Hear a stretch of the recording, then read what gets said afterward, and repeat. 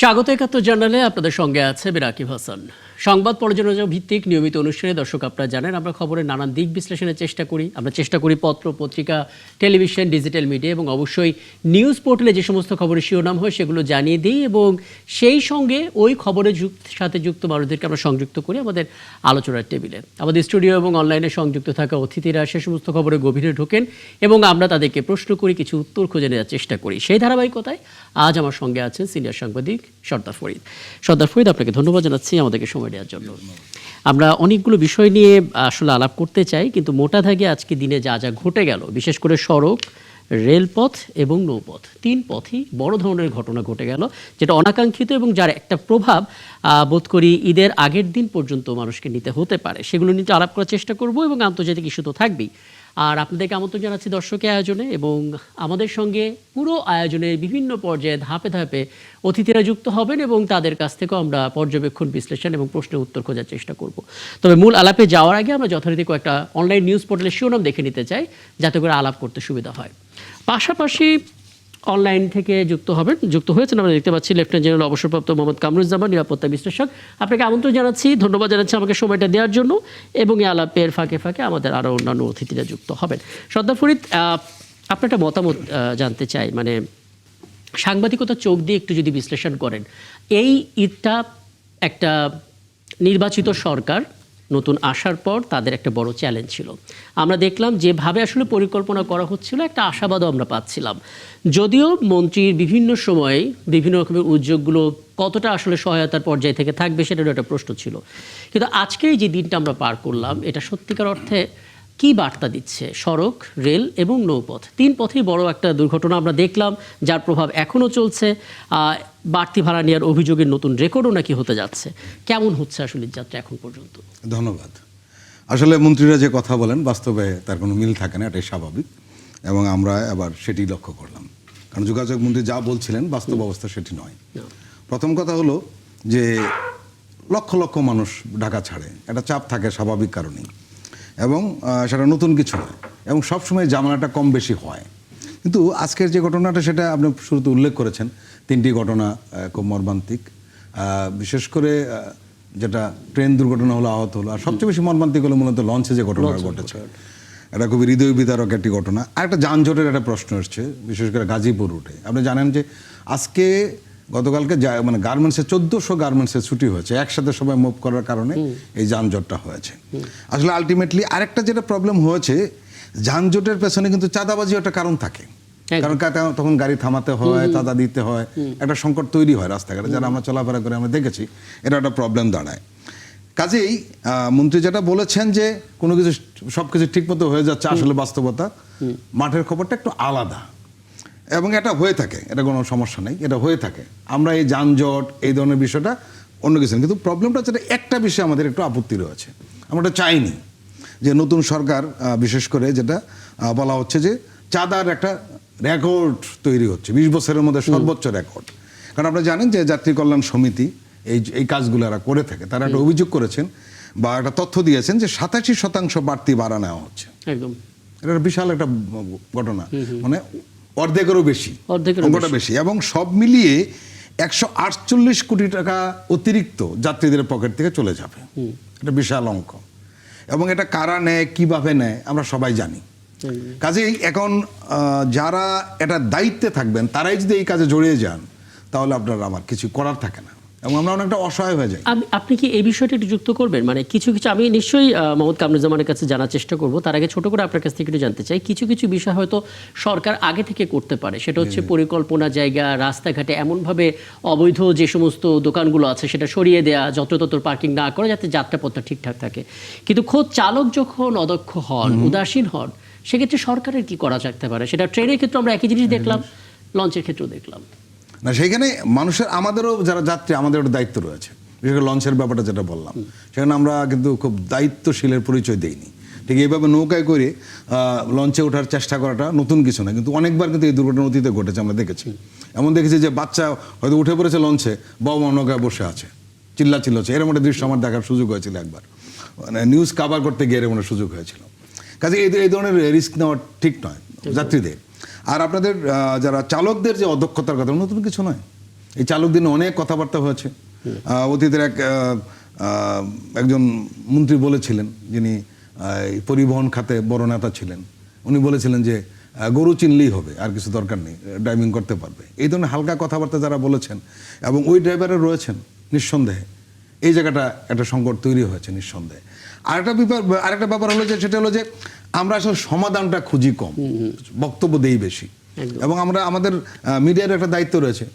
আজকে ঈদ আসলো, এই পরিবহন নিয়ে আমরা কথা বলছি, ঈদ চলে যাবে আর এটা নিয়ে কথা হবো না। একদম এটা ফলো আপ একটা ব্যাপার থাকে যে পরিবহন খাতে কি কি হতে পারে।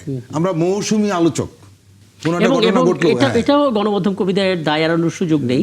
যে তদন্ত কমিটিগুলো হয় তার আপডেটটা কি, হ্যাঁ, সেটাও হয়তো আমরা আলাদা করে প্রচার করতে পারি না, বা নতুন কোনো ঘটনা সেটাও আবার হারিয়ে যায়। আমি এই জায়গাটায় একটু মোহাম্মদ কামরুজ্জামান আপনার মতামতটা নিতে চাই। মানে হয়তো আপনার কথা বলা মাঝখানে আমাকে বিরতিতে যেতে হতে পারে, তারপরে একটু শুনতে চাই। ধরুন ঈদ যাত্রায় মানুষের নারীর টানে ঘরে ফেরার একটা তাড়া থাকে, প্রিয় মুখগুলো দেখার জন্য একটা তাড়া থাকে, সেই ব্যস্ততার জন্য একটা উৎসবমুখর পরিস্থিতি নিয়েই তারা বাসা থেকে বের হয়। কিন্তু আমরা দেখতে পাচ্ছি চালকদের দক্ষতার একটা বড় অভাব আছে বটে, কিন্তু তাড়াহুড়ো বা গাফিলতির একটা বড় অভাব। মানে বড় দৃশ্যটা আমরা দেখি গাফিলতির। যেখানে ট্রেনটা যাচ্ছে সেই ট্রেনের আমরা দেখলাম নীলসাগর এক্সপ্রেস, সেটা যাচ্ছে, তার সামনে লাল রঙের ফ্ল্যাগ উঁচু করা, এবং সেখানে ভাঙাচোরা যেই অংশটা ঝুঁকিপূর্ণ অংশ, খুব ধীরে পার হতে হয়, ট্রেনটা সেটা মানেনি। আমরা দেখলাম ট্রলারের যেই অংশে মানুষ বসে আছে, জাকির সম্রাটটির লঞ্চটি এসে ঠিক সেই মানুষ বরাবর একটা ধাক্কা দিল। মানে এই দক্ষতার যে গাফিলতি জায়গাটা, এটা আসলে কিভাবে সমাধান করা যাবে? এটা তো বড় ধরনের ঝুঁকি তৈরি করছে। আসসালামু আলাইকুম। আপনার যেই প্রশ্ন, এটার উত্তর আসলে একটা সামষ্টিক সলিউশন। এখানে শুধুমাত্র ড্রাইভার, ট্রান্সপোর্ট, সরকার এরকম ভাবে আমরা কাউকেই আলাদা আলাদা দোষ না দিয়ে আমরা যদি সার্বিকভাবে চেষ্টা করি, কারণ বর্তমানে জাতীয়তাবাদী সরকার ক্ষমতায় এসছেন, জনাব তারেক রহমান প্রায়ই বলেন সবার উপরে বাংলাদেশ। তো সবার উপরে বাংলাদেশ, আমাদের সকলকে সম্মিলিতভাবে প্রচেষ্টা করে ভালো থাকতে হবে। ঈদের জন্য আমরা দেশে যাচ্ছি, যার যার গ্রামের বাড়িতে যাওয়ার জন্য বিভিন্ন ধরনের ট্রান্সপোর্ট আমরা ব্যবহার করছি। এবং আপনি জানেন যে ইরান যুদ্ধের কারণে ফুয়েল ক্রাইসিস, এবং আমরা দেখেছি যে প্রত্যেকটা তেলের পাম্পে কি লম্বা লাইন। এরপরেও কিন্তু আমরা দেখছি যে সকলের একটা সম্মিলিত চেষ্টা যে আমাকে একলা মানে ঘরে ফিরলে হবে না, সবাই মিলে আমরা এই সমস্যার সমাধান। কিন্তু মুশকিল হচ্ছে সম্মিলিত চেষ্টার মধ্যে, সম্মিলিতের মধ্যে যারা আছে তারা সবাই তো সমানভাবে এগিয়ে আসছে না। মানে সেই জায়গার জন্য কি এই সমস্যাটা যুগের পর যুগ ধরে জিয়ে থাকবে? আবার কিছু কিছু জায়গা আছে যেখানে স্রেফ নজরদারির একটা অভাব, কারণ মানে 20 বছরের রেকর্ড পার হয়ে যাচ্ছে বাড়তি ভাড়া আদায়ের। এখানে আসলে সামষ্টিক উদ্যোগ কতটা কাজে আসবে? দেখুন, আমরা একটা অনেক বড় একটা সংগ্রামের পরে, এই যে জুলাই রেভলিউশনের পরে আমাদের অন্তর্বর্তী সরকার, তারপরে ইলেকশন করে বর্তমান সরকার ক্ষমতায় এসছে। সেনাবাহিনী অনেক দিন মাঠে ছিল পুলিশের সাথে, অন্যান্য বাহিনীর সাথে। এবং আপনি জানেন যে এবারের ঈদের সমসাময়িক সময়ে 26শে মার্চ আমাদের স্বাধীনতা দিবস, জাতীয় দিবস, এবং জাতীয় দিবসের কুচকাওয়াজের জন্য কিন্তু বিভিন্ন বাহিনী আপনার এখন একটা অনুশীলন করছে। তো সবকিছু মিলিয়ে আমার মনে হয় যে এই সমস্যাটা সাময়িক, এবং সবার যদি আন্তরিক চেষ্টা থাকে, আপনি যেটা বললেন যে যারা চালক তাদেরও প্রশিক্ষণ অবশ্যই দরকার, প্রশিক্ষণের পাশাপাশি দেশের প্রতি, মানুষের প্রতি যদি ভালোবাসা থাকে, তাইলে এই সমস্যা অবশ্যই সমাধান হবে। আপনার প্রত্যাশার জায়গাটা নিয়ে আমি প্রথম অংশে বিরতিতে যাচ্ছি। নিশ্চয়ই আপনি আমাদের সঙ্গে আছেন। এরপর যেটা বিরতি নিচ্ছি, দর্শক 71 জানালে ফিরছি, একটু পর আমাদের সঙ্গে থাকবেন। দেখে নিলাম শিরোনামগুলো, এবং আমাদের সঙ্গে শুরু থেকে আছেন সিনিয়র সাংবাদিক সর্দার ফরিদ এবং নিরাপত্তা বিশ্লেষক লেফটেন্যান্ট জেনারেল অবসরপ্রাপ্ত মোহাম্মদ কামরুজ্জামান, এবং এ পর্যায়ে আমি দেখতে পাচ্ছি রোড সেফটি ফাউন্ডেশনের ভাইস চেয়ারম্যান ডক্টর কামরানুল বাসেত যুক্ত হয়েছেন। কামরানুল বাসেত, আপনাকে আমন্ত্রণ জানাচ্ছি এ পর্যায়ে। এবং যেহেতু আপনি যুক্ত হয়েছেন, আপনার কাছে একটা বিষয় একটু স্পষ্ট হতে চাই। আমাদের সড়ক পরিবহন মন্ত্রী তিনি বলেছেন যে ঈদ যাত্রায় বাসে বাড়তি ভাড়ার অভিযোগ নেই, এবং সবাই নির্ধারিত ভাড়াই নিচ্ছে, বরং দু একটি পরিবহন নির্ধারিত ভাড়াচ্ছে আরও 20-30 টাকা কম নিচ্ছে।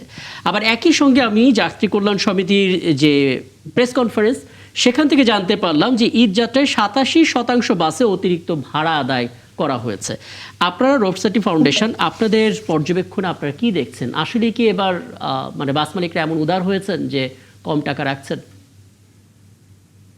ধন্যবাদ আপনাকে প্রশ্ন করার জন্য। এটা আমাদের যে ঈদ যাত্রায় এটা আসলে যেটা হয়েছে যে আংশিক চিত্র এসেছে।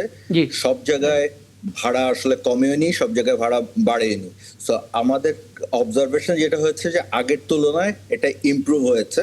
আচ্ছা। যে যাত্রা যে আমাদের বাস ভাড়াটা বেশি নেওয়া হচ্ছে না, কিন্তু এখনো কিছু কিছু জায়গায় এইটা বেশি নেওয়া হচ্ছে। আচ্ছা, আমরা সর্দার ফরিদ, আপনি কিছু যুক্ত করবেন? জি, আমার একটা প্রশ্ন সেখানে হলো, যাত্রী কল্যাণ সমিতি কিন্তু বলেছে যে 20 বছরের রেকর্ড ভেঙে ফেলেছে। জি, মানে 148 কোটি টাকার মতো যাত্রীদের পকেট থেকে চলে যাচ্ছে অতিরিক্ত। কি বলবেন? আমি এই 148 কোটি টাকা যেটা হচ্ছে, এটা আসলে এখানে একটু প্রশ্ন আছে। আমি যেহেতু একজন শিক্ষক হিসেবে বলছি, এটা আসলে কতটুক তথ্যটা কতটুক সঠিক, এটা গবেষণালব্ধ কিনা, এটা আসলে দেখার বিষয় আছে। তো আমরা আংশিকভাবে খুব অল্প কয়েকটাকে যদি বলি, ওটাকে মাল্টিপ্লাই করি, সেই ক্ষেত্রে হয়তো এরকম হয়তো বা দেখাচ্ছে, কিন্তু আমার এই স্যাম্পলিংটাকেও আসলে দেখা উচিত। আচ্ছা, এখানে মানে ফলাফল, হ্যাঁ, ফলাফলটা না মানে সম্পূর্ণ বিপরীত আসছে। মানে যাত্রী কল্যাণ সমিতি বলছে 20 বছরের রেকর্ড ভাঙতে চলেছে, আর রোড সেফটি ফাউন্ডেশনের পক্ষ থেকে আপনি যেটা বললেন, বাড়তি ভাড়া নেওয়ার যে পরিমাণ সেটা সব জায়গায় না কমলেও আগের চাইতে কিছুটা কমেছে। মানে আসলে আমি যে তথ্যটা দিচ্ছি, এটা আমাদের নিউজের বিভিন্ন মিডিয়ার তথ্য অনুযায়ী। এটি আমাদের কোনো আমরা যদি কোনো জরিপ থেকে আমরা এটা বলছি না। আচ্ছা, এখন যাত্রী কল্যাণ সমিতি যেটা বলছেন, আমি ওনাদের আসলে জরিপটার তথ্যটা কোথার থেকে, সেই সোর্সটা very important, rather than to give আমাদের গত 20 বছরের রেকর্ড ভেঙে গিয়েছে, 20 বছরের রেকর্ডটা আমাদের কাছে আছে কিনা সেটা আসলে প্রশ্ন সাপেক্ষে। আচ্ছা, চমৎকার। এগুলো নিয়ে নিশ্চয়ই যাত্রী কল্যাণ সমিতির পক্ষ থেকে আলাদা করে তথ্য জানবো। তবে এটা তারা সবসময় বলে থাকেন, গণমাধ্যমে যে সমস্ত খবর প্রচারিত হয় সেই সমস্ত খবরগুলোই হচ্ছে তাদের প্রধান সোর্স। মূলত সেগুলো নিয়ে তারা প্রতিবেদনগুলো করেন। আপনাদের কোনো অবজারভেশন কি আছে আজকে নীলসাগর এক্সপ্রেসের লাইনচ্যুত হওয়া, কিংবা আমাদের যে লঞ্চে যে মর্মান্তিক ঘটনাটা ঘটে গেল, মানে কার কোন জায়গায় গাফিলতি ছিল বলে মনে করেন?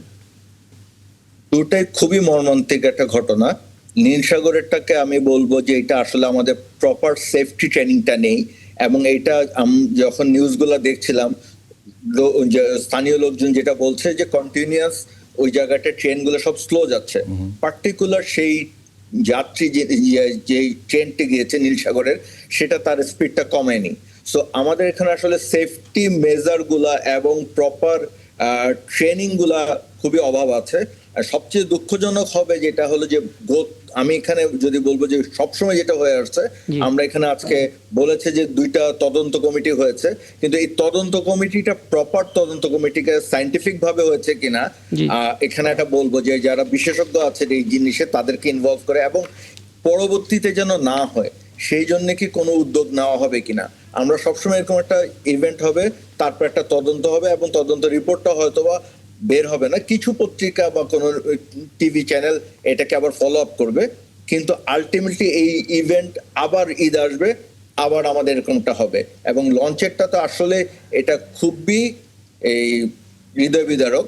এখানে জাস্ট আমাদের একটু ধৈর্য এবং আমাদের যে নিরাপত্তাটা প্রথম, সেই জিনিসটাকে আমাদেরকে আসলে সামনে নিয়ে আসতে হবে। বুঝতে পারছি। সর্দার ফরিদ, আপনার কাছে আবার একটা বিষয় জানার আছে, এবং আপনার কাছ থেকে তথ্য নিয়ে মোহাম্মদ কামরুজ্জামানের কাছে যাব। আমরা ঈদ যাত্রাকে স্বস্তিদায়ক করতে চাই, এবং আমরা জানি ট্রেন হচ্ছে সবচাইতে সংবেদনশীল একটা গণপরিবহন, কারণ নিরাপদ। হ্যাঁ, নিরাপদ, একই সঙ্গে সংবেদনশীল। নিরাপদ এই অর্থে যে আপনি মানে বড় ধরনের যে সমস্ত জটিলতাগুলো হয়, দুর্ঘটনা তেমনটার কবলে সাধারণত কম পড়ে। আর সংবেদনশীল এই অর্থে যে একটা ট্রেন যদি শিডিউল বিপর্যয় করে পরবর্তীগুলোর উপরে সেটা টোটাল প্রভাব পড়ে। রাস্তায় বন্ধ হয়ে আমরা যায়। যদি দেখতে পাই যে এখন পর্যন্ত এই রাতেও যদি এই 5টি জেলার সঙ্গে যোগাযোগটা এরকম কার্যত অচল থাকে উত্তরবঙ্গের, এবং ট্রেনের একটার পর একটা শিডিউল বিপর্যয় ঘটতে থাকে, আমরা কি বলতে পারি যে এবার ট্রেনে ঈদ যাত্রা স্বস্তিদায়ক হবে শেষ পর্যন্ত? কারণ শিডিউল বিপর্যয়ের মধ্যে না, আমরা মোটামুটি নিশ্চিত যে ওই রাস্তায় আর হবে না, ওই রুটে আর হবে না। কারণ হলো আপনাকে যদি কালকে সকাল 10টা-12টা বেজে যায় রোডটাকে ওকে করার জন্য, কিন্তু ইতিমধ্যে কিন্তু শিডিউল বিপর্যয় ঘটে গেছে একদম। এবং সেটাকে মেলাতে অলরেডি ঈদ চলে আসবে। এটা হলো একটা দিক। আর একটা বিপর্যয় অন্যদিকে চাপ পড়বে, সেটা হলো বাসে একটা চাপ পড়বে নিঃসন্দেহে। এবং আপনি জানেন যে উত্তরাঞ্চলে যানজট হয়, যমুনার এই পারে যানজট শুরু হয়, এবং গাজীপুরে প্রচুর যানজট হয়েছে, ইতিমধ্যে শুরু হয়েছে। এই ট্রেনের কারণে আমার মনে হয় যানজটটার ভোগান্তিটা আরো বড় ধরনের বাড়বে। মানুষের এমনি তো যেতে সমস্যা তো হবেই, একই সঙ্গে যানজটটা বেড়ে যাবে। এটা একটা বড় ভোগান্তি, বিশেষ করে রোজার ঈদ তো, সেখানে মানুষ রোজা রেখে থাকবে, সারাদিন গাড়িতে থাকবে, কখন বাসায় পৌঁছবে কোনো ঠিক ঠিকান নেই। এটা একটা দিক। আর একটা ইতিবাচক দিক রয়েছে, সেটা হলো ঈদটা একটু পিছিয়ে গেছে। হ্যাঁ, আমাদের হাতে পুরো 2 দিন রয়েছে। 2 দিন রয়েছে। মানুষ হয়তো একটা রিশিডিউল করার চেষ্টা করবে, মানুষের তো অভিযোজন ক্ষমতা মারাত্মক, কোনো না কোনো একটা ম্যানেজ করে ফেলতে পারে। কিন্তু ফাইনালি এই ট্রেনের যে দুর্ঘটনা ঘটলো, এতে মানুষের ভোগান্তিটা বাড়বে। আমি একটু মোহাম্মদ কামরুজ্জামানের সাথে কথা বলি, এবং আপনি আলাপে আছেন, যে কোনো প্রশ্ন আপনি করতে পারেন। মোহাম্মদ কামরুজ্জামান, আপনার জায়গা থেকে, অভিজ্ঞতা থেকে সমাধানটা কি হতে পারে? যেহেতু প্রাকৃতিকভাবে আমরা একটা দিন বাড়তি পাচ্ছি ঈদ আসতে হয়তো, এবং এই মাঝখানে যে সময়টা আছে সেই সময়টাই কেবল কাজে লাগানোর সুযোগ আছে, যেটা দিয়ে আমরা ট্রেনের এই শিডিউল বিপর্যয় মেটাতে পারি। কিভাবে আসলে সেই শিডিউলিংটা করা প্রয়োজন? এবং যেটা সর্দার ফরিদ খুব চমৎকার করে বললেন, অনেকে হয়তো সিদ্ধান্ত চেঞ্জ করে বাসেও যেতে পারেন। ইতোমধ্যে আমরা দেখতে পাচ্ছি যে 5 কিলোমিটার পথ হেঁটে গিয়ে বিকল্প ট্রেন ধরার চেষ্টা করছেন মানুষ। কিভাবে আসলে সমাধানটা করা যায়, অন্তত রেলের ক্ষেত্রে? জাতীয়তাবাদী সরকার কিন্তু ওনাদের একটা স্লোগান হলো যে সবার উপরে বাংলাদেশ, এরপরে ওনারা বলেন নিরাপদ জীবন। তো নিরাপদ জীবনের জন্য আমরা এই যে road transport, rail transport, water transport, এগুলোর মধ্যে আগেও আমরা দেখেছি অ্যাক্সিডেন্ট হয়েছে, এবারও আমরা দেখছি। তো আমাদের জনসংখ্যার তুলনায় আমাদের ট্রান্সপোর্টের কমতি আছে। বাট আমরা দেখলাম যে এবার বিভিন্ন স্কুল, কলেজ, বিশ্ববিদ্যালয় এগুলো কিন্তু একটু আগে বন্ধ হয়ে গেছে, যাতে ছাত্রছাত্রীরা আগে বাড়িতে যেতে পারে। পরবর্তীতে আপনার সরকারি কর্মকর্তা কর্মচারীদের জন্য ছুটি হলো গতকাল। তো সবকিছু মিলে এরকম আপনার টাইমিং এর একটা ডিফারেন্স করে বিভিন্ন ট্রান্সপোর্টগুলোতে যাতে চাপ কমানো যায়। কিন্তু আমি যেটা মনে করি যে নিরাপদ সড়ক, নিরাপদ ট্রান্সপোর্টেশনের জন্য আমরা আগে দেখেছি যে আমাদের দেশে আইনগুলো অত্যন্ত কার্যকর আইন, কোর্ট অফ ইনকোয়ারি হয়, মানে বিভিন্ন দুর্ঘটনার কিন্তু আপনার হয় যে কিভাবে হলো, কে দায়ী। কিন্তু এরপরে যেটা হওয়া দরকার যে দায়ী ব্যক্তিদেরকে শাস্তি দেওয়া, মানে আমরা রুল অফ ল তখনই। এটা আমরা দেখেছি শুধুমাত্র সড়কের ক্ষেত্রে না, প্রায় প্রতিটি ক্ষেত্রে আমাদের উপযুক্ত আইন আছে। হ্যাঁ, জি, প্রতিটি ক্ষেত্রে যারা এই দুর্ঘটনা ঘটানোর জন্য দায়ী, এটা হতে পারে চালক, হতে পারে রাস্তার কন্ডিশনের জন্য যিনি দায়ী, এই দায়ী ব্যক্তিদেরকে যদি আমরা শাস্তির আওতায় আনি, তাইলেই ভবিষ্যতে আমাদের এই ট্রান্সপোর্টেশন সেফটিটা এনশিওর হবে বলে আমি মনে করি। একদম। আমি একটু ডক্টর কামরুল বাসেত আপনার কাছে আসি। আমরা আসলে গাজীপুর অংশটাকে সব সময় একটা হটস্পট হিসেবে চিন্তা করে, অন্তত ঈদ যাত্রায় যারা আসলে গ্রামে যাবেন তাদের ক্ষেত্রে, কারণ এই জায়গাটাকে ঘিরে নানামুখী যানজট তৈরি হয়, সবচাইতে বেশি সময়টা আসলে এখানে নষ্ট হয়। এবং আমরা দেখলাম সেটার জন্য আসলে স্থানীয় পুলিশ কর্মকর্তা যারা আছেন হাইওয়ে, তাদের অনেকে ছুটি বাতিল করা হয়েছে, তারা বেশি সময় ধরে কাজ করছেন, অবৈধ পার্কিং এবং যে সমস্ত বাজারগুলো আছে সেগুলো সরানোর চেষ্টা করছেন। কিন্তু তারপরেও আসলে গাজীপুর মহাসড়কে 20 কিলোমিটার দীর্ঘ যানজট, ঘন্টার পর ঘন্টা বসে আছেন মানুষের সেই পুরাতন ভোগান্তি। কোথায় আসলে কাজ করার সুযোগ ছিল যেটা আমরা করিনি, যে কারণে পুরাতন চিত্রটা আবার দেখতে হচ্ছে? Very nicely asked. এই প্রশ্নটা যেটা হলো যে আমরা কিন্তু জানি এখানে একটা প্রবলেম হয়, আমরা সবসময় এই উদ্যোগটা নিয়ে শেষ মুহূর্তে যখন নেওয়া হয়, তখন ওই আরবান প্ল্যানিং যারা ট্রান্সপোর্ট প্ল্যানার আছে তাদেরকে আমরা ইনভলভ করি না। আমরা আমাদের স্থানীয় ওনারা ভলেন্টিয়ার কিছু করেন, পুলিশরা কাজ করছেন, কিন্তু এটা যদি সিস্টেমেটিক না হয় তখন এটা আসলে প্রবলেমটা কখনো সলভ হবে না। আমাদের এই রোডগুলোতে রাস্তার পাশে যে অবৈধ দোকানগুলো আছে তা সেগুলোকে আসলে আরো আগের থেকে সরিয়ে ফেলতে হবে এবং সেই রাস্তাটাকে স্মুথ রাখতে হবে। এবং রাস্তায় যে স্লো ভেহিকেল বা অটো যেগুলো আছে তারা কিন্তু এই হাইওয়েগুলোকে অনেক ট্রাফিক করছে। এবং আমাদের যে ইউটার্ন গুলো আছে বা ইউলুপ গুলো আছে সেখানে দেখা যাচ্ছে যে অনেক সময় যেহেতু অনেক পর পর উল্টা দিক দিয়ে কিছু গাড়ি আসছে এবং এই ট্রাফিক গুলাকেই আসলে পুরো রাস্তাটা অনেক চড়া আছে কিন্তু প্রপার ইউটিলাইজ করতে পারছি না আমরা রাস্তার জিনিসটা। এবং এই প্ল্যানিংটা সবচেয়ে দুঃখজনক হলো ঈদের 4-5 দিন আগে আমরা এটা শুরু করি, কিন্তু এটা আসলে আরো আগের থেকে আমাদেরকে এই উদ্যোগগুলো নিতে হবে এবং এটাকে আসলে একটা জবাবদিহিতাতে নিয়ে আসা। এবং যেটা একটু আগে লেফটেন্যান্ট জেনারেল কামরুজ্জামান স্যার বলছিলেন যে আমাদের আসলে এটা ল এনফোর্সমেন্টটাকে এনশিওর করতে হবে। পুলিশের সদিচ্ছা থাকলে হ্যাঁ, আরেকটা মুশকিলও আছে। হ্যাঁ, আপনি বলছিলেন যে চারপাশে যে অবৈধ বাজারগুলো আছে সেগুলো আরো আগে থেকে সরিয়ে দেওয়ার কথা। আমরা দেখেছি বেশ আগে থেকে এটা নিয়ে আলোচনা হচ্ছে, সেরকম তৎপরতাও রয়েছে।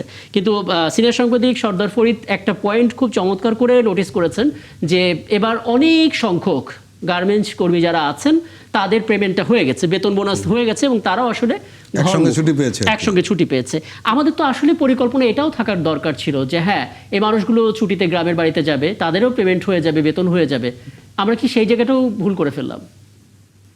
আমাদের আসলে আমি যেটা বলছি এটা আমরা হলিস্টিকলি চিন্তা করি না, আমরা যে যার সেক্টরে কথা বলি। আমি আজকে নিউজ দেখছিলাম, কিছু পুরানো নিউজে মন্ত্রী মহোদয় 6 তারিখে এটা নিয়ে আলোচনা শুরু করেছেন। জি, so it's too early. Good, very good, কিন্তু আসলে ইমপ্লিমেন্টেশনটা কিভাবে হচ্ছে? উনি উনার নির্দেশনা দিয়েছেন, কিন্তু এইটা নিচে নেমে আসল গ্রাউন্ডে এসে কিভাবে কাজ হচ্ছে? তো আমাদের we are say that new government তাদের একটা পলিটিক্যাল উইল থাকতে হবে। সো এই ওনাদের পলিটিক্যাল উইলটা দেখাচ্ছেন, কিন্তু স্থানীয় পর্যায়ে যারা কর্মী আছে বা সরকারি কর্মকর্তা আছে তাদেরকে আসলে এটা প্রপার ইমপ্লিমেন্ট করতে হবে। স্পেশালি আমাদের এনফোর্সমেন্টটা, আমাদের অনেক ল আছে, অনেক কিছু আছে, কিন্তু এনফোর্সমেন্টটা অনেক দুর্বল। এনফোর্সমেন্টটা অনেক দুর্বল। এবং এখানে কি কোনো সাজেশন দিতে পারেন সর্দার ফরিদ আপনার কাজের অভিজ্ঞতা থেকে? মানে আমরা যত বিগত সময়ে সরকার পার করে এসেছি প্রত্যেকের ক্ষেত্রে একই গল্পই আমরা দেখেছি যে মন্ত্রী অনেক কিছু বলেন এবং সেটা যখন তার নিচে দিকে যেতে থাকি আমরা কিন্তু মাঠ পর্যায়ে তেমন কিছু দেখি না। এবার প্রধানমন্ত্রী তারেক রহমান অনেক ভূমিকা নিচ্ছেন, অনেক সিদ্ধান্ত নিচ্ছেন যেটা সবাই পছন্দ করছেন এবং তার মন্ত্রী পরিষদের যে মন্ত্রী আছেন সড়ক পরিবহন তিনিও নানামুখী আশাবাদের কথা বললেন, কিন্তু সেই পুরানো চেহারাটা ফিরে আসছে মাঝে মাঝে যে মন্ত্রী বলেন কিন্তু মাঠ পর্যায়ে গিয়ে গাফিলতি শুরু হয়ে যায়। এটা ভাঙার উপায় কি? আমার আগে যিনি কথা বলছিলেন উনি আসলে অনেকগুলি মৌলিক বিষয়ে আলোকপাত করেছেন এবং এটাই সঠিক যে আসলে অনেক আগে থেকে সিদ্ধান্ত নেওয়া দরকার এবং বাস্তবায়ন হচ্ছে কিনা সেটা তদারকি করা দরকার, একের সঙ্গে জবাবদিহিতা থাকা দরকার। কিন্তু আমরা দেখেছি এখান থেকে একটা অর্ডার দিয়ে দেওয়া হয় কিন্তু শেষ পর্যন্ত সেটা বাস্তবায়ন হচ্ছে কি হচ্ছে না সেই বিষয়ে আর কোনো ফলো আপ করা হয় না। এটা একটা মূল একটা সংকট। আর একটা বিষয় যেটা সেটা হলো যে মুখে বলে দিলে তো আসলে কাজ হয় না, ফিল্ডে কি হচ্ছে না হচ্ছে সে খোঁজখবরে রাখা দরকার।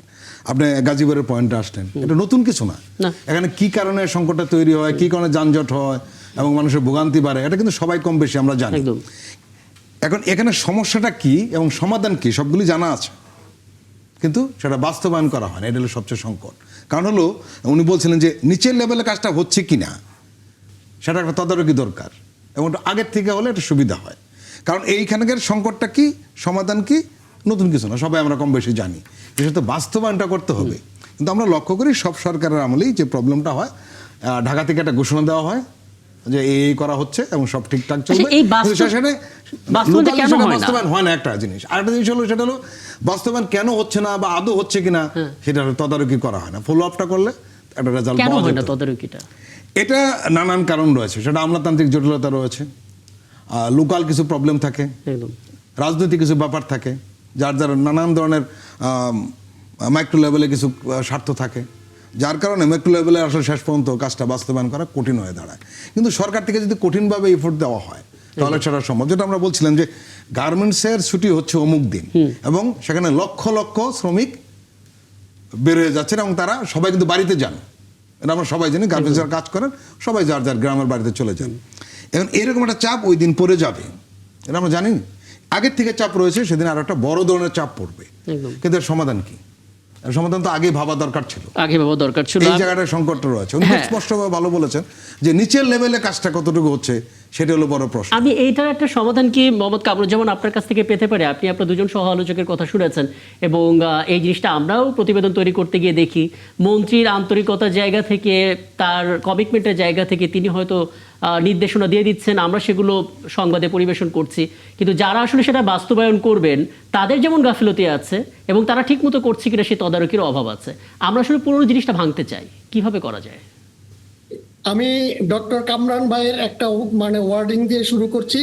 উনি বলেছেন এটা পিসমিল অ্যাপ্রোচে হবে না, হোলিস্টিক অ্যাপ্রোচ।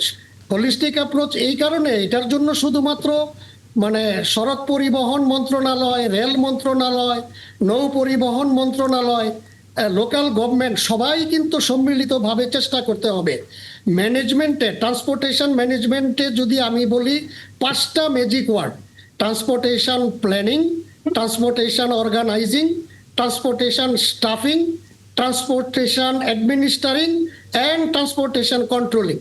এই 5 ফাংশনস অফ ট্রান্সপোর্টেশন ম্যানেজমেন্ট যদি ম্যাক্রো, মেসো এবং মাইক্রো লেভেলে আমরা করি, তাইলে এই পরিবহন সমস্যা অনেক সহজভাবে সমাধান করা সম্ভব। এবং এটা কিন্তু গ্র্যাজুয়াল। এবং আমি জাপানে গিয়েছিলাম, জাপানে এই 5টা ম্যানেজমেন্ট ফাংশনকে এরা জাপানিজ 5S দিয়ে বলে। কাইজেন মানে এভরিডে ইমপ্রুভমেন্ট, প্রথমটাকে বলে সেইরি, সেইরি মানে সর্টিং, এরপরটাকে বলে সেইটন, সেইটন মানে সেটিং, এরপরেরটাকে বলে সেইসো, সেইসো মানে শাইনিং, প্র্যাকটিস করে করে শাইনিং, এরপরে 4 নাম্বার সেইকেটসু, স্ট্যান্ডার্ডাইজিং, এন্ড নাম্বার 5 যেটা বুঝতে পারছি। একটা প্রশ্ন, আমাদের দেশে সেটা হচ্ছে না কেন? জি, আপনার কি মনে হয় আমাদের সেটা হচ্ছে না কেন? এটা আপনার সকল লেভেলে আন্তরিকতা নিয়ে করতে হবে। আর যেখানে আন্তরিকতার কমতি, সেখানে আপনার রুল অফ ল, আপনার আইন প্রয়োগ করতে হবে। যারা সরজমিনে আছেন তাদেরকে নিজের কাঁধে দায়িত্ব নিয়ে তাদেরকে কিন্তু এই আইন প্রয়োগ করে যথাযথ ব্যক্তি যদি মোটিভেটেড হয় ভালো, মোটিভেটেড না হলে তাকে পানিশমেন্টের ব্যবস্থা করতে হবে। তাইলে আমার মনে হয় আসলে হ্যাঁ, মানে খুব চমৎকার আপনি সাজেশন দিয়েছেন, কিন্তু মুশকিল হচ্ছে যখনই আমরা বলি আমাদের সামগ্রিকভাবে সমাধান করতে হবে, ওই সমস্যার আসলে সমাধান আমরা হতে দেখি না, কারণ সামগ্রিকভাবে আমরা আসলে এক হতে পারি না। আমি একটু ছোট করে জনাব বাসেত, ডক্টর মোহাম্মদ বাসেত, আপনার কাছে একটা বিষয়টি জানতে চাই। বিগত সময়গুলোতে আমরা দেখেছি আমাদের মন্ত্রীরা, আমাদের রাজনীতিবিদরা কোনো না কোনোভাবে আসলে এই পরিবহন মালিক যারা, তাদের কাছে জিম্মি হয়ে যান। অর্থাৎ পরিবহন মালিকরাই নিজেদের মতো করে এই পরিবহন খাতটাকে কন্ট্রোল করার চেষ্টা করেন। অতীতের অভিজ্ঞতা সুখকর ছিল না। আমরা কি সেই জায়গা থেকে বেরোতে পারলাম? আপনি কি সেরকম কিছু দেখছেন? আমি যদি বলি এখন আশার আলো দেখছি টানেলের শেষে, বাট আমি বলবো না যে বের হয়ে এসেছি।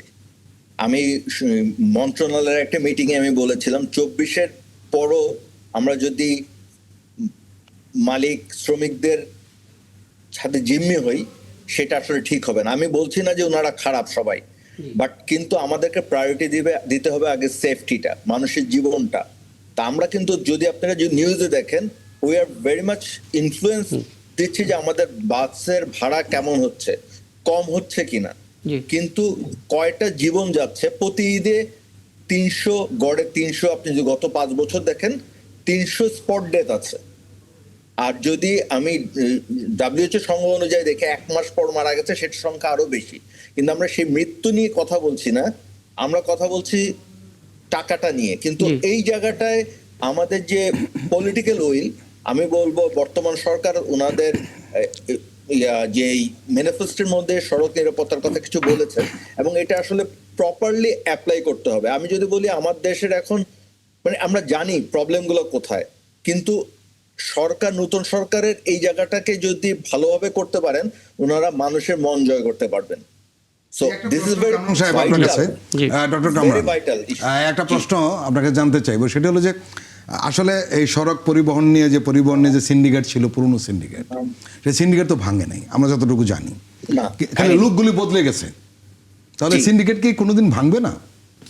ভাঙবে, যদি আমি বারবার কথা একটাই বলছি, পলিটিক্যাল উইল আমার টপ ম্যানেজমেন্ট থেকে স্ট্রং যদি হয় যে আমার লোকাল, মনে করেন গাজীপুরে যে সিন্ডিকেটটা আছে, জি। একে যদি উপর থেকে আসলে ইনস্ট্রাকশন দেয় না তুমি করতে পারবা না, আই বিলিভ বাংলাদেশের পলিটিক্যাল সিস্টেমে কারো সাহস নাই Right. ওই লোকাল যে সিন্ডিকেট তারা সেন্ট্রালের কমান্ডের বাইরে যাবে। কিন্তু সেন্ট্রাল যদি শুধু মুখেই বলে আর কাজে না দেখায়, তাহলে জাস্ট এটা হাত বদল হবে। চমৎকার। আসলে এটা পলিটিক্যাল উইল ছাড়া আমাদের সড়ক নিরাপদ, আমরা 2018 বাচ্চাগুলা আমাদেরকে রাস্তায় নেমে দেখিয়েছে, সেই বাচ্চারাই কিন্তু 24-এ আন্দোলন করেছে। এই এদের কাছ থেকে আমাদের শিখার অনেক কিছু আছে।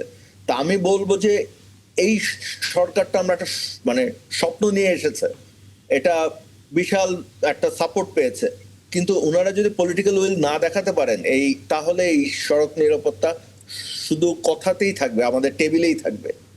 আসলে এটা একটা ইতিবাচক দিক, আমরা এটা বলতে পারি মনে হয় সর্দার ফরিদ, যে আমাদের যে পলিটিক্যাল উইং ঠিক করতে হবে, এটা তো বিগত সময় আমরা বলতেও পারিনি। এবার তো আমরা সেই জিনিসটা বেশ জোর গলায় বলতে পারছি, এটাও একটা ভালো খবর। এবং হ্যাঁ, আমরা যেই খারাপ খবরগুলো আসলে গতকাল দেখে এলাম, যেহেতু রাত 12টা বেজে গেছে, গতকাল দেখে এলাম সড়ক, রেল এবং নৌপথে এরকমটা যেন না হয় তেমন প্রত্যাশা থাকবে। এবং এখানে আসলে বাড়তি ভাড়া নেওয়া হলো কিনা, চাঁদাবাজির ঘটনা কতটুকু ঘটলো, সে অঙ্কটাও নিশ্চয়ই রোড সেফটি ফাউন্ডেশন যদি করে থাকে সেগুলো নিয়ে পরবর্তীতে কথা বলার সুযোগ হবে। অনেক ধন্যবাদ ডক্টর কামরুল বাসেদ আমাদেরকে সময় দেওয়ার জন্য। কিছু যুক্ত করবেন সব শেষ ছোট করে? 2 মাস পরেই আমাদের আরেকটা ঈদ আসবে, আমরা আবার মিটিং করব। আমরা এবারের যে শিক্ষাটা নিয়ে আগামী 2 মাসের জন্য প্ল্যান করে সরকার, যে উদ্বোধন কর্মকর্তারা আছেন এবং রাজনৈতিক নেতৃত্ববৃন্দ, তো আমরা চাই কোরবানি ঈদে যেন আরো বেশি লোক বাড়িতে যাবে, সেটা যেন আমরা কোনো প্রাণ বা এই ক্ষতির সম্মুখীন বা যানজটের সম্মুখীন না হই। ধন্যবাদ আপনাকে, অনেক ধন্যবাদ। আপনার এই কার্যকর পরামর্শগুলো নিয়ে নিশ্চয়ই সামনে কোনো আলোচনা করা হবে। আরো একটা বিরতি নিচ্ছি দর্শক, 71 জানালে ফিরছি একটু পর, আমাদের সঙ্গে থাকবে।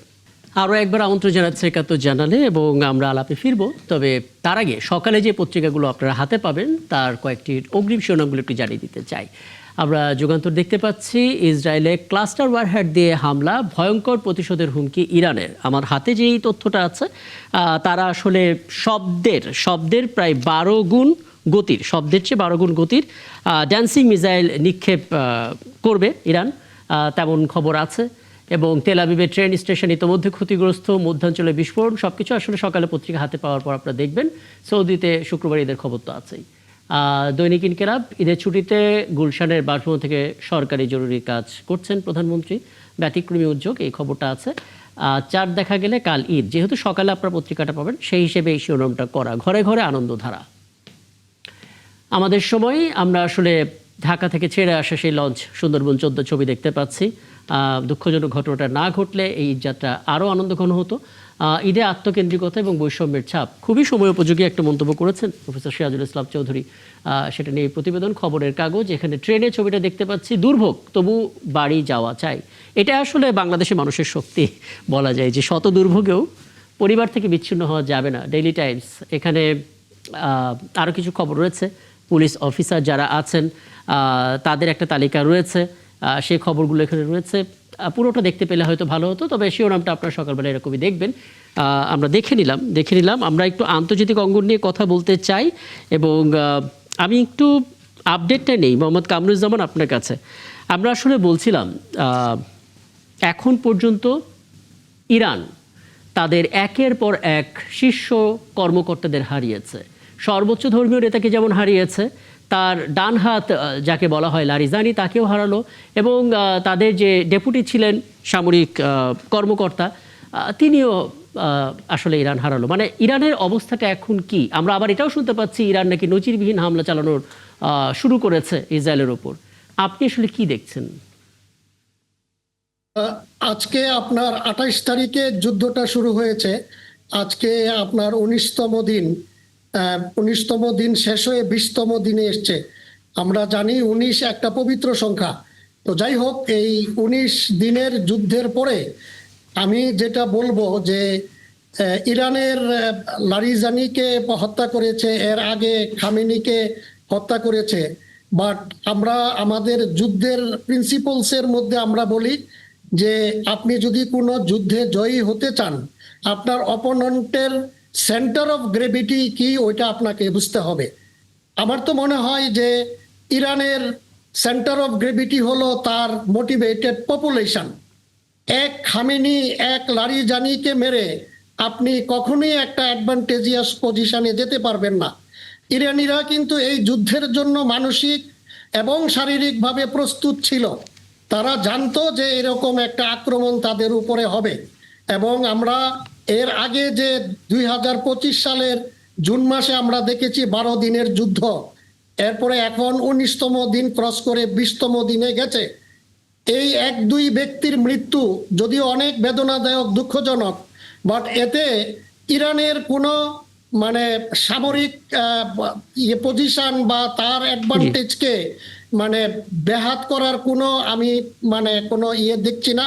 বরঞ্চ আমার মনে হয় এই ধরনের তাদের নেতাদের হারিয়ে তাদের মধ্যে প্রতিশোধ স্পৃহা, যুদ্ধ চালিয়ে যাওয়ার স্পৃহা আরো দিন দিন শক্ত হচ্ছে। এবং আপনি দেখছেন যে মানে একের পর এক একটা প্রশ্ন আপনাকে করতে চাই, সেটি হলো যে ইরান যে লড়াইটা করছে এটা পরাশক্তির সঙ্গে নিঃসন্দেহে একটা বড় ঘটনা। আপনি বলছিলেন 20তম দিন শুরু হলো, কিন্তু এখানে একটা প্রশ্ন কিন্তু অনেকের মধ্যেই উদয় হয়েছে, সেটি হলো যে ইরানের যে যে বড় বড় নেতারা বা দায়িত্বশীল ব্যক্তিরা নিহত হয়ে যাচ্ছেন, এর প্রতিরোধটা কি করা সম্ভব না, বা কেন হচ্ছেন? এটাকে ইরান সেভ করতে পারছে না তাদেরকে? এই প্রশ্ন কিন্তু উঠেছে।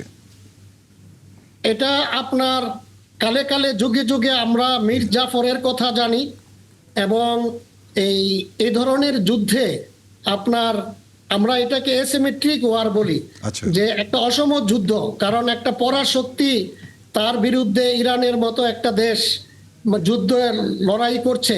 দ্বিতীয় বিশ্বযুদ্ধের সময় এক মেজর কুইসলিং, যিনি নাকি নরওয়েজিয়ান মানে গভর্নমেন্টকে পতন করে দিয়েছিলেন নাৎসিদের কাছে। তো এই ধরনের বেঈমান এবং ট্রেটররা কিন্তু আপনার কালে কালে যুগে যুগে ছিল। তো এগুলো আপনার দিন দিন আইডেন্টিফাই হচ্ছে, এটার বিরুদ্ধেও ব্যবস্থা নিচ্ছে। এগুলোকে সামলিয়েই ইরান এগুচ্ছে, এবং ইরানের এই নেতৃত্ব মানে এদের আপনার ইন লেয়ার ওরা ওদের নেতৃত্বের প্রিপারেশন নিয়েছে।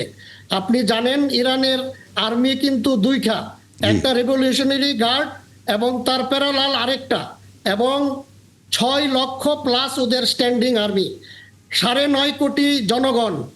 এবং আমরা দেখছি যে তাদের ইরানের প্রতি অন্যান্য দেশ on the question of legality, on the question of ethics, মানুষের কিন্তু মোরাল সাপোর্ট কিন্তু ইরানের প্রতি, বিকজ ইরানের উপরে যুদ্ধ চাপিয়ে দিয়েছে স্বয়ং আমেরিকান মেইনল্যান্ডে, ইভেন ইসরায়েলও কিন্তু মানে আমরা এটাও জানি মোহাম্মদ কামরুজ্জামান, যে ইরানের যে জনগণ তারা আসলে তাদের ইতিহাসকে সম্মান করে, এবং সেই ইতিহাস তাদেরকে আত্মবিশ্বাস যোগায়, যে কারণে তারা ব্যক্তি হিসেবে প্রত্যেকে কম বেশি মনে মগজে যোদ্ধা। কিন্তু মুশকিল হচ্ছে এই কিছুদিন মানে মাস 3 আগেও বোধহয় একটা বড় ধরনের অভ্যুত্থান সেখানে চলছিল, তাদের দেশের সরকারের বিপক্ষে কিছু মানুষ মানে এমনভাবে রাস্তায় নেমেছিল যেটা আবার যুক্তরাষ্ট্র সাপোর্ট দিচ্ছিল, সেটাকে উস্কে দিচ্ছিল, এবং এখানেও ধরপাকড় হয়েছে, সেখানেও আসলে হত্যার ঘটনা ঘটেছে, শিরোনাম আমরা দেখেছি। আপনার কি মনে হয় এখন যে সরকার আছে ইরানে, সাধারণ মানুষ নিরঙ্কুশ সমর্থন দিয়ে যাচ্ছে সরকারকে? এটা দেখেন ঐতিহাসিকভাবে এই ইরানের সরকার একবার 1954 সালে মুসাদ্দেক সরকার মানে একটা গণতান্ত্রিক সরকারকে পতন ঘটিয়ে রেজা শাহ পাহলভীকে নিয়ে আসলো। রেজা শাহ পাহলভীর সরকার ইরানের জনগণের অভ্যুত্থানে 1979 সালে আপনার খোমেনি ক্ষমতায় আসে, বর্তমান সরকারের নাম্বার 1 ব্যক্তি। পরবর্তীতে খোমেনি মৃত্যুর পর আল খামেনি আসেন, আল খামেনির পরে মুস্তফা খামেনি এসছে। তো আমার তো মনে হয় এখনকার যে সরকার এটা গণতান্ত্রিক এবং জনগণের নির্বাচিত একটা গণতান্ত্রিক সরকার। তো এই সরকার পরিবর্তন বাইরের ইঙ্গিতে মানে বিভিন্ন সময়ে হচ্ছে বা চেষ্টা চলছে, কিন্তু আমরা দিন দিন দেখতে পাচ্ছি যে সরকার বা রিজিম পরিবর্তনের তো কোনো মানে সম্ভাবনাই দেখছি না, বরঞ্চ যুদ্ধটা দিনকে দিন তীব্রতর হচ্ছে, মানুষের মধ্যে আপনার দেশপ্রেম বাড়ছে। এবং আপনি জানেন যে ইরান ভৌগোলিকভাবেও অত্যন্ত শক্তিশালী একটা দেশ, যাদেরকে আমরা ডিফেন্ডার্স কান্ট্রি, এটাকে ডিফেন্ডার্স প্যারাডাইস বলা যেতে পারে। 31টা প্রভিন্স নিয়ে ইরান, আর এদের বিরুদ্ধে যেই মানে মার্কিন যুক্তরাষ্ট্র, ইসরায়েল, তার সাথে কিন্তু নেটো আসার কথা ছিল। 32টা দেশের হ্যাঁ, নেটো। মানে এটা একটা বড় প্রশ্ন বটে যে ভৌগোলিকভাবে ইরান অনেক শক্তিশালী, কিন্তু অর্থনৈতিকভাবে কতটা? কারণ অনেক নিষেধাজ্ঞা তাদের উপরে তো চাপ দেয়া। অর্থনীতি আপনার চালিকা শক্তি, এটা অবশ্যই ঠিক আছে, কিন্তু মানুষ যখন দেয়ালে পিঠ থেকে যায়, তখন কিন্তু এটাকে আমরা বলি প্রটেক্টেড ওয়ার। যেই ওয়ার নাকি আপনার কনভেনশনাল থেকে আস্তে আস্তে আনকনভেনশনালের দিকে যায়। আর এখনকার ওয়ারও আমরা দেখছি যে এটা আপনার কাইনেটিক মানে সব আকাশপথে আপনার বিমান, ড্রোন, ব্যালিস্টিক মিসাইল দিয়ে হচ্ছে। বাট ফিজিক্যালি আপনি যদি কোনো দেশের কোনো এলাকা ফিজিক্যালি যতক্ষণ পর্যন্ত আপনি দখল করতে না পারবেন, ততক্ষণ পর্যন্ত আপনি কিন্তু বলতে পারবেন না যে আপনি এই যুদ্ধে জয়ী। তো যুদ্ধ মানে লুজ লুজ কন্ডিশন। যুদ্ধে আসলে উইন উইন বা উইন লুজ লুজ উইন হয় না। আমরা দেখছি ইরানের যেরকম অর্থনৈতিক ক্ষতি হচ্ছে, পাশাপাশি ইউনাইটেড স্টেটস, ইসরায়েল, ওদেরও কিন্তু অনেক বেশি গুণে অর্থনৈতিক ক্ষতি হচ্ছে। আমরা যারা যুদ্ধের মধ্যে সরাসরি মানে জড়িত না, আমরাও কিন্তু এই অর্থনীতির শিকার হচ্ছি বিভিন্ন একদম। আমি সর্দার ফরিদ, একটা বিষয় একটু ছোট করে আপনার কাছে জানতে চাই। যতটুকু আসলে আন্তর্জাতিক গণমাধ্যমে আসছে, দুই ধরনের ন্যারেটিভ আছে। পশ্চিমা গণমাধ্যমগুলো ধরলে ইরান বলে এখন আর কিছু নেই, এখন সময়ের শেষ সময় পার করছে ইরান। আর আল জাজিরা দেখলে আমরা জানতে পারছি যে ইরান আসলে নতুন নতুন টেকনোলজি দিয়ে হামলা চালানোর কথা বলছে, ডান্সিং মিসাইলের কথাও আমরা শুনতে পাচ্ছি।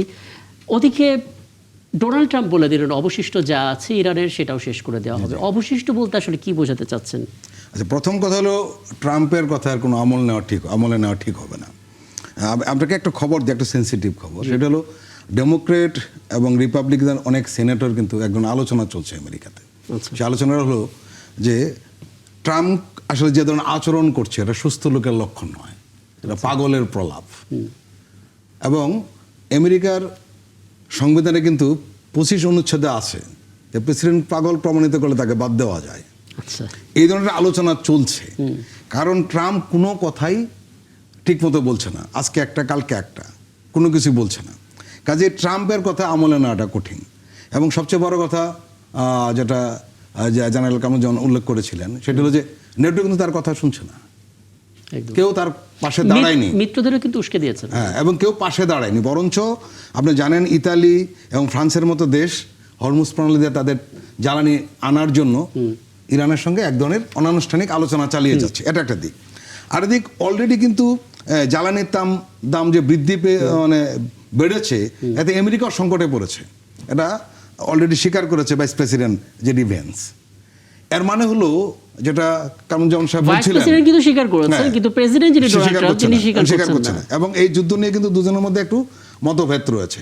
এবং আপনাকে একটা জিনিস বলি, এটা অনেকে হয়তো উল্লেখ করেন না, সেটা হলো যে রিপাবলিকানরাই সবচেয়ে ট্রাম্পকে এবং এই ভ্যান্সকে ভোট দিয়েছে তা নয়। অনেক লোকে এমনও ছিল যারা, এই দুজন লোক বলেছিল আমরা বাইরে কোনো যুদ্ধ করব না। অনেক আমেরিকান মানুষ, ঠিক আছে, বাইরে যদি যুদ্ধ না করে তাহলে এদেরকে ভোট দেওয়া যায়, কিন্তু দেখা যাচ্ছে উল্টো ফলাফল হচ্ছে। এবং এটা ভোগান্তি কিন্তু সব জায়গায় হচ্ছে। সবচেয়ে বেশি ভোগান্তি হচ্ছে অন্য একটা জায়গায়, সেটা হলো মধ্যপ্রাচ্যের যে সমস্ত দেশ তাদেরকে ঘাঁটি করতে দিয়েছে আমেরিকাকে, এবং একই সঙ্গে তারা তাদের অনুগত বান্দা হিসাবে সেখানে রয়েছে। যে সমস্ত শাসকরা, তারা কিন্তু বড় ধরনের বিপদে পড়েছে। সেটা কুয়েত বলুন, কাতার বলুন, সৌদি আরব বলুন, বাহরাইন বলুন। এবং আপনি জানেন সংযুক্ত আরব আমিরাত খুবই খারাপ, এবং সেখানে র্যান্ডমলি হামলা হচ্ছে।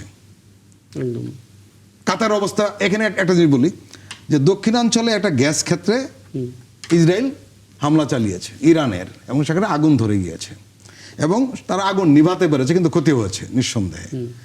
কাতার কিন্তু এর প্রতিবাদ জানিয়েছে। কেন জানেন?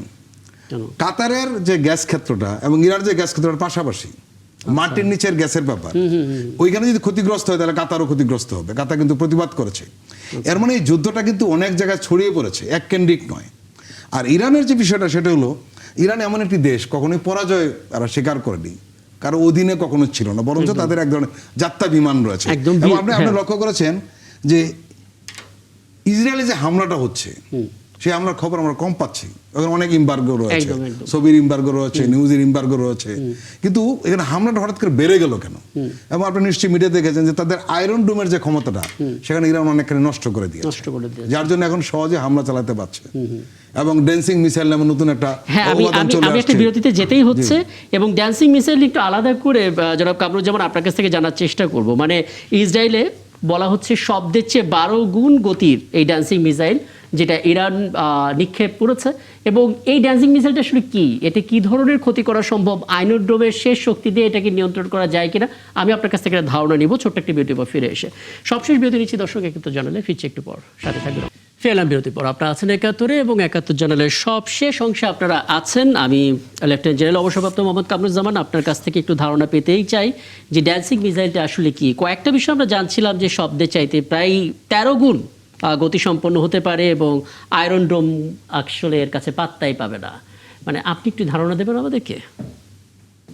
জি, ল্যাটিন ভাষায় আপনার সনিক মানে শব্দের গতির 12 থেকে 13 গুণ বেশি গতিতে আপনার এই ড্যান্সিং মিসাইল যায়। এবং একটু আগে আমি বলছিলাম যে আয়রন ডোম মানে ডিফেন্সিভ, এই অ্যাটাকিং মিসাইল যখন যায় এটাকে ডিফেন্সিভ সিস্টেমে যদি আপনার এই নিষ্ক্রিয় করতে হয়, তাহলে আমি যদি খরচের খাতায় যাই তাহলে একটা অ্যাটাকিং এর জন্য যদি $1000 যায়, আপনার ডিফেন্সে আপনার যাবে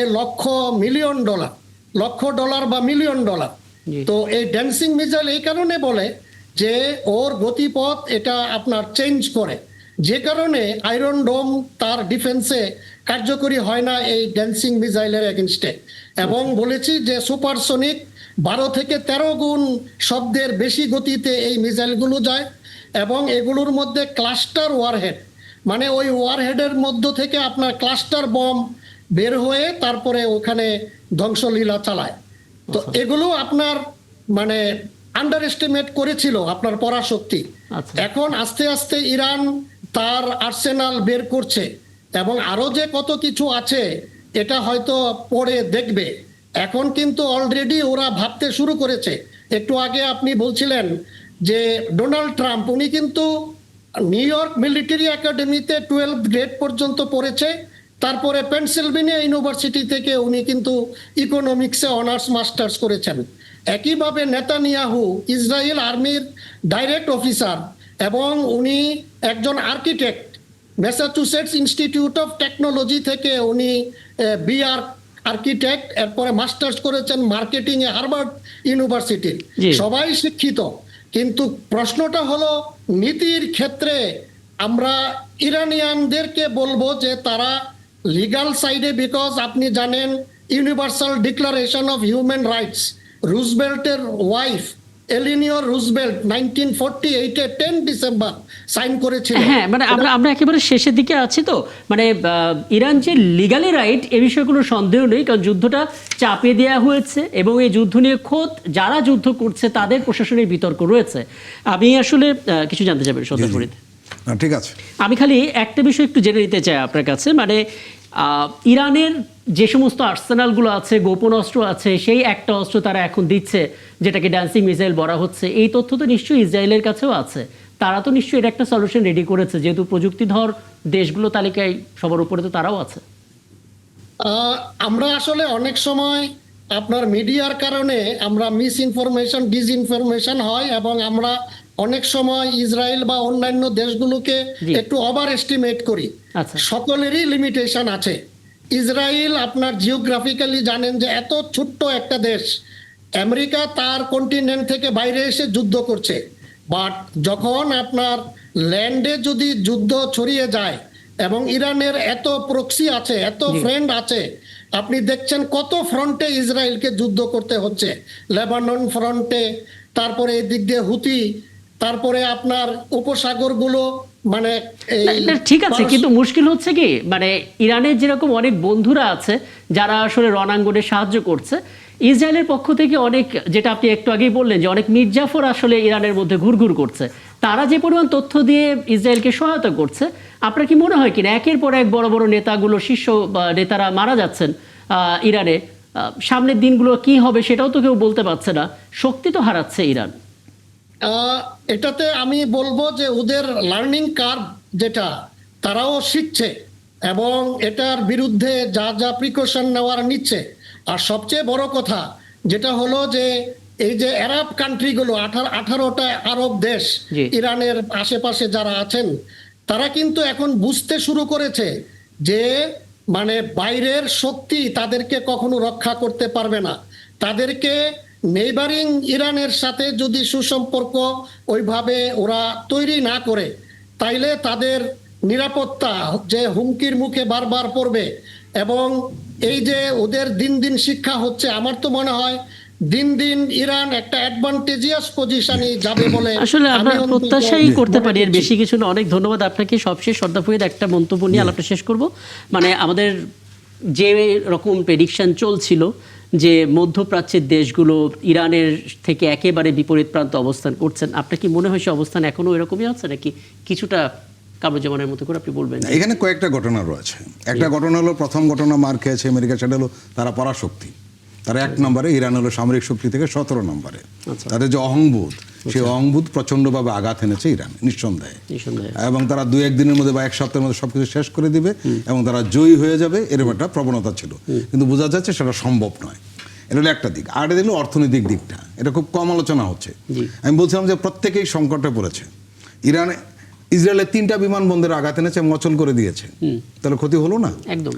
এখন হরমুজ প্রণালীতে তেল বন্ধ হয়ে যাচ্ছে, রপ্তানি বন্ধ হয়ে যাচ্ছে। তাহলে ক্ষতিগ্রস্ত কারা হচ্ছে? এই যে তার মিত্র দেশগুলো, আমেরিকার যে মিত্র আরব দেশগুলো রয়েছে, এবং তারা সবাই সংকটে পড়েছে। কাতার ভয়াবহ সংকটে পড়েছে, সংযুক্ত আরব আমিরাত আরও বেশি সংকটে পড়েছে। এবং জেনারেল কামরুজ্জামান খুব ভালো বলেছেন যে তারা ধীরে ধীরে উপলব্ধি করতে বাধ্য হচ্ছে যে নিরাপত্তাটা কোথায়। আমেরিকা তাদের নিরাপত্তা দিতে পারছে না, এবং আমেরিকার ঘাঁটি যেগুলো রয়েছে বিভিন্ন দেশে, সেগুলি নিজেরা আক্রান্ত হচ্ছে। কাজেই নিরাপত্তা দিতে হলে প্রতিবেশী সবার সঙ্গে ভালো সম্পর্ক রেখে তাদের চলতে হবে, এটা একটা দিক। আর হলো যে ইসরায়েলের ব্যাপারে আপনি শুরুতে বলছিলেন, জেনারেল কামরুজ্জামানও বলছিলেন যে মিডিয়া আমরা এক পেশে খবর পাই। একদম। শুধু আল জাজিরা দেখলে মোটামুটি 2 পক্ষেরই চিত্রটা পাওয়া যায়, আর সবাই এক পক্ষের একটা চিত্র দেয়। কিন্তু অর্থনৈতিকভাবে ইরান ক্ষতিগ্রস্ত হয়ে গেছে এবং খুবই ক্ষতিগ্রস্ত নিঃসন্দেহে, কিন্তু বাকিদের অবস্থা কিন্তু একই অবস্থা দাঁড়িয়েছে। ইরানের একটা সুবিধা রয়েছে, প্রতিকূল পরিবেশে কিভাবে টিকে থাকতে হয় তারা সে দীর্ঘদিন ধরে প্র্যাকটিস করছে। তার অনেক ধরনের সবচেয়ে বড় কথা হলো ট্রাম্প বারবার চেষ্টা করছে যে যুদ্ধটা কিভাবে শেষ করা যায়, কিন্তু বিজয় অর্জন করে শেষ করার রাস্তাটা সম্ভবত বন্ধ হয়ে যাচ্ছে। আর লাস্ট কথাটা বলে রাখি, সেটা হলো আসলে যে জাতি পরাজিত হতে চায় না তাদেরকে পরাজিত করা খুব কঠিন। ইরাক এটা ঐতিহ্যবাহী দেশ, সেটা ধর্মের কথা বলুন বা না বলুন কিচ্ছু আসে যায় না। জাতি হিসাবে এরা কখনো কারো পরাধীন ছিল না, বরঞ্চ পারস্য সাম্রাজ্যের মতো বিশাল সাম্রাজ্য তারা পরিচালনা করেছে। এই যে যাত্রা বিমানটা 5000 বছরের একটা যাত্রা বিমান, একটা ঐতিহ্য, এটা আমেরিকারও নেই, ইসরায়েলেরও নেই। কাজেই এখানে হুট করে সবকিছু শেষ করে দেওয়া যাবে এরা সম্ভব না। আরেকটা লাইন বলে শেষ করবো, সেটা ইরানের জনগণ কিন্তু শেষ পর্যন্ত আসে এক জায়গায় দাঁড়িয়েছে, এইটাই বড় কথা, এক জায়গায় দাঁড়িয়েছে, যেটা আমেরিকার জন্য সবচেয়ে একটা দুঃখজনক ঘটনা। আমি অনেক ধন্যবাদ জানাচ্ছি সর্দার ফরিদ আপনাকে, এবং অবশ্যই লেফটেন্যান্ট জেনারেল অবসরপ্রাপ্ত মোহাম্মদ কামরুজ্জামান। সামনে করে আয়োজনে নিশ্চয়ই আবারও আপনাকে পাবো, এবং হয়তো তখন ইরানের যুদ্ধ থামবে এবং আমরা হয়তো অন্যরকম বিশ্লেষণ করার সুযোগ পাবো, সেই প্রত্যাশা নিয়েই আলাপটা শেষ করছি। দর্শক, আগামীকাল নতুন ইস্যু নিয়ে কথা হবে 71 জানালে। আজ এ পর্যন্তই, থাকবেন আমাদের সঙ্গে।